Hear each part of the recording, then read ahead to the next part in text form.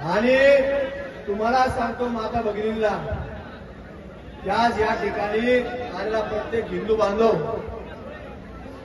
या आपल्या सर्वांचं असणारं श्रद्धास्थान राजराजेश्वरी महादेवाच्या मंदिरामधून या ठिकाणी येत असताना प्रत्येक जणांनी मनामध्ये निश्चय केला की याला सर्वांची मागणी आहे की फाशी झाली पाहिजे, नाही फाशी होणारच आहे।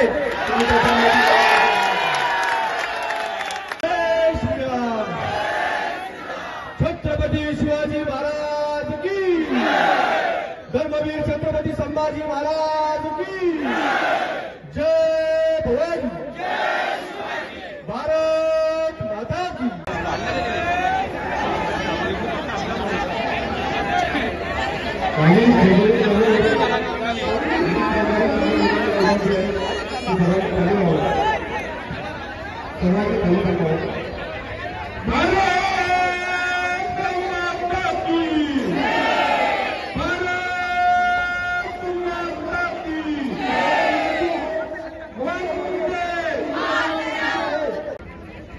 आपल्या हिंदूंवरती तो संकट त्या ठिकाणी ओढावलं गेलं।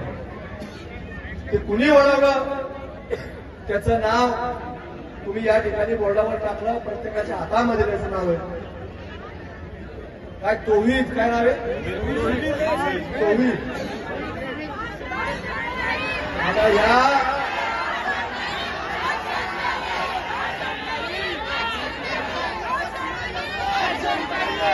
आता या तौहीदने फार आपण जर पाहिलं हा कायदा पारित होईल, तशाच पद्धतीनं देशामध्ये देखील हा कायदा लव जिहादचा कायदा आपल्याला पारित करण्याकरता आपल्याला देशामध्ये हिंदू संघटित करण्याचं काम हे आपल्याला या निमित्तानं करायचं आहे।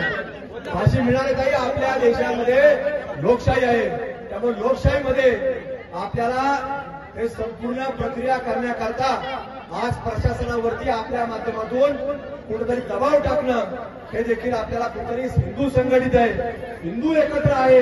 आणि प्रशासनाला वाटतं की हे जे काही लोक पाकिस्तानमधून त्यावेळेला आले फाळणीनंतर, तसं त्यांच्याकरता वक्फ बोर्ड निर्माण झालं। ऐकून घ्या, वक्फ बोर्ड मधून त्यांना लाखो एकरचं क्षेत्र त्यांच्या वक्फ बोर्डच्या अंडर आलेलं आहे।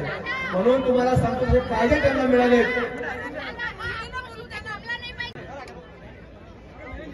अकोल्यामध्ये आज आपण सर्वच हिंदू माता भगिनी बांधव आपण सर्व मोठ्या संख्येनं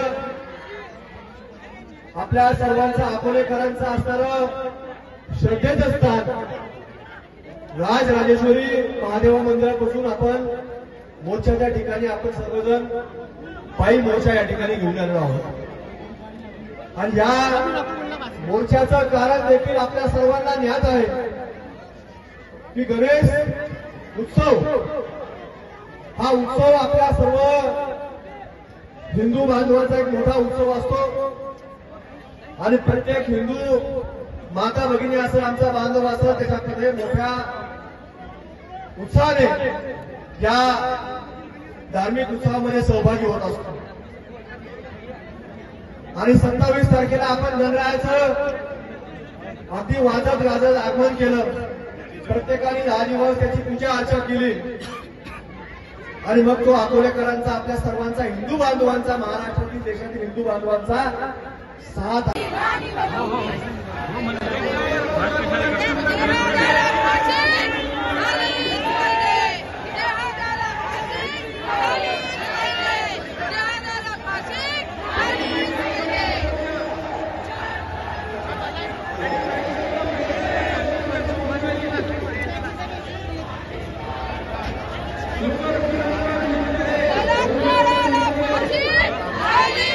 प्रकारची शंका त्याच्यामध्ये व्यक्त करू नका। ज्या वेळेला तुम्हाला सांगतो, आज माता भगिनींना विशेष करून मी सांगतो, त्या 6 तारखेला ज्या दिवशी घटना घडली मागच्या शनिवारी, तो तुम्हाला सांगतो इथं जवळपास असून देखील तो पोलिसांना जाणीवपूर्वक गुन्हा देत होता, जाणीवपूर्वक त्याकडे दुर्लक्ष केलं जात होतं हे आपल्याला काही माहिती नाही।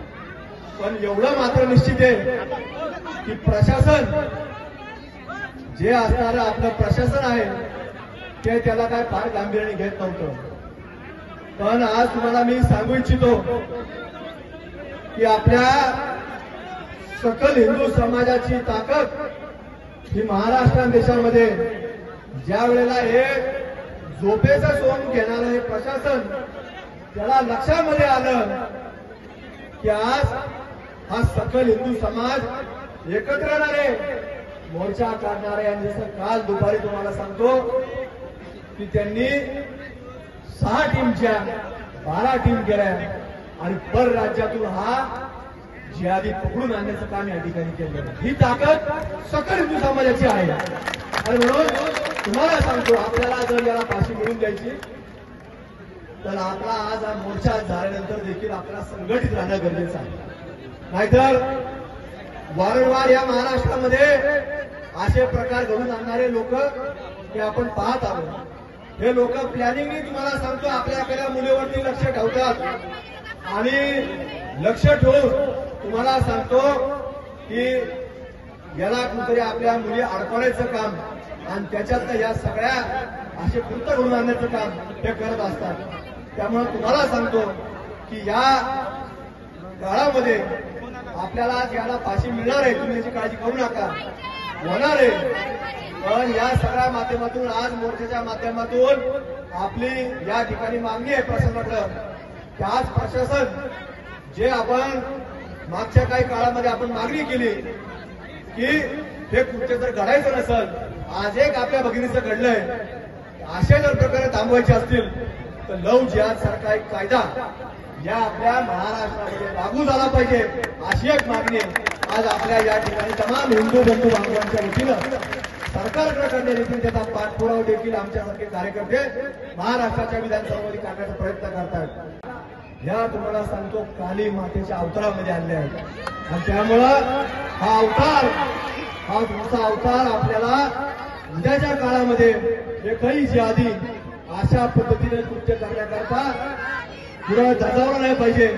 याच्याकरता आपल्याला पुढाकार घेऊन आपल्या सर्वांना संघटित राहायचं आहे. म्हणून आज आपण सर्वांनी पुढाकार घेतलाय. अकोल्याच्या माता भगिनी असतील, आमचा सकल हिंदू समाज असेल, यांनी आज याच्यामध्ये पुढाकार घेतलेला आहे आणि आज याचं या तोडीचं एका पहिलं कृत्य नाहीये. गेल्या काही वर्षामध्ये त्यांनी अनेक आपल्या हिंदू माता भगिनींशी अशाच प्रकारचं वर्तन त्यांनी आपलं या ठिकाणी वेगवेगळ्या ठिकाणी केलं आहे. आज एक प्रकरण उघडकीस आलं म्हणून आपल्याला थांबून चालणार नाही. पण येत्या काही दिवसांमध्ये असे जे प्रकार त्यांनी केले असतील तर त्याच्याबाबतची जागरूकता या आपण समाजामध्ये निर्माण करून जे जे पीडित असतील त्या पीडितांना देखील याच्या विरोधामध्ये आपण तक्रार देण्याकरता पुढाकार घ्यायला लावलं पाहिजे. पण आजचा मोर्चा हा आपला सकल हिंदू समाजाचा एक शक्ती आहे आणि शक्ती तुम्हाला सांगतो एकत्रित झाल्यामुळं प्रशासनाने मोर्चाची घोषणा झाल्याबरोबर 24 तासाच्या आत आरोपी पकडून आणण्याचं काम हे जे काही पोलीस प्रशासनाने केलंय हे मागच्या 7 दिवस करू शकले असतील. पण मागच्या 7 दिवसामध्ये हिंदू संघटित नव्हता, फक्त पक्ष वेगवेगळ्या संघटना त्याला निवेदन देत होते.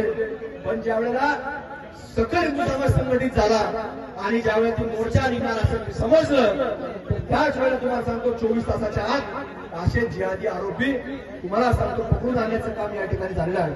त्यामुळे आपल्या अकोलाकरांच्या असणाऱ्या सकल हिंदू समाजाच्या संघटना यांच्याने आज जो काही आपण एकजूट दाखवली तर अशीच एकजूट आपण या टॉपिकला ही फाशी होऊसपर्यंत दाखवण्याचं काम आपल्याला करायचं आहे आणि याच्या माध्यमातून या संपूर्ण राज्यभरामध्ये एक चांगला संदेश आपल्या हिंदूंच्या संरक्षणाकरता जर एक पीडित हिंदू असेल तर त्याच्या मागं हजारो हिंदू उभा राहतात.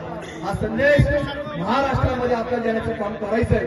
त्यामुळे आज आपल्या सर्व सकल हिंदू समाजाच्या वतीने जो काही त्यांनी पुढाकार घेतलाय तर त्या सकल हिंदू समाजाच्या आपल्या अकोल्यातील सर्वच या परिसरातील हिंदू समाजाचे सर्व पदाधिकारी, विविध पक्षाचे पदाधिकारी, विशेष करून या महादुर्गेच्या काली मातेच्या अवतारामध्ये आलेल्या आमच्या सर्व हजारोच्या संख्येने असणाऱ्या माता भगिनींचे देखील मी या ठिकाणी आपण सकाळपासून या ठिकाणी उपस्थित राहतात आभार व्यक्त करतो आणि या तौफिकला ही फाशी आपल्याला मौजपर्यंत अशाच प्रकारचं एक संघटन आपल्याला या ठिकाणी टिकून ठेवायचंय अशी एक विनंती आपल्याला करतो आणि आपण सर्वजण या ठिकाणी आलात त्याबद्दल आपले अंतःकरणापासून हिंदू बांधव म्हणून आपले आभार व्यक्त करतो आणि थांबतो.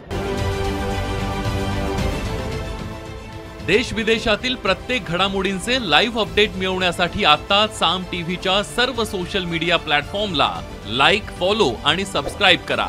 तसंच सर्व नोटिफिकेशनसाठी बेल आयकॉन प्रेस करायला विसरू नका.